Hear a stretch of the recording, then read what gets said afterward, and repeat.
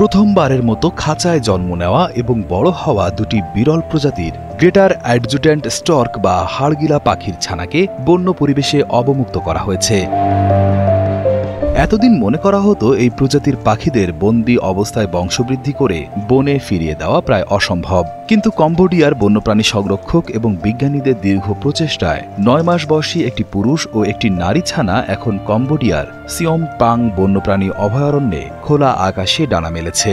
তবে তাদের পায়ে জিপিএস ট্র্যাকার লাগিয়ে দেওয়া হয়েছে যাতে বিজ্ঞানীরা দূর থেকেই তাদের গতিবিধি নজরে রাখতে পারেন।